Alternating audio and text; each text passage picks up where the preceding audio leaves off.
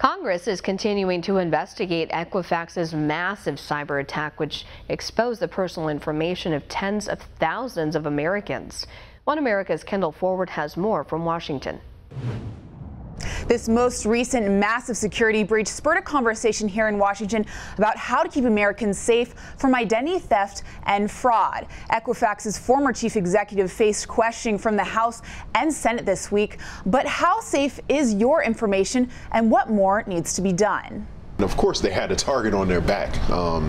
It's not surprising that that occurred at some point.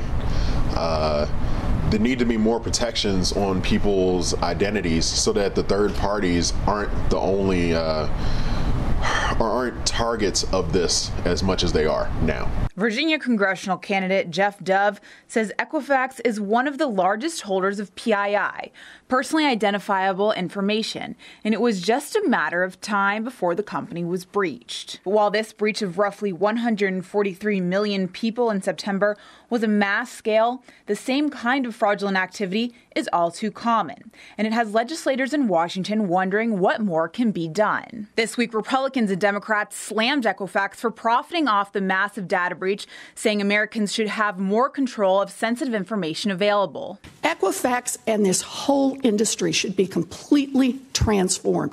Consumers, not you, consumers should decide who gets access to their own data. As a former IT database administrator, Dove sees attacking the problem at the source as a solution to slow down some of the key issues causing third parties to be breached. Those transactions need to be more secure, because right now all someone needs to provide is that person's social security number, date of birth, and maybe their address. Right now the social security number is not more secure than video games that are out there, and that should not be the case. Virginia Congressman Jerry Connolly, who Dove will be challenging in 2018, has already proposed removing social security numbers from Medicare cards. Dove says he'd like to see multi-factor authentication added to every transaction related to a social security number. Or it can be anything, whether it's a picture of yourself, a picture of your dog, it can be a PIN number, it can be a word, it can be your voice, it can be an algorithm that's done by the Social Security Administration.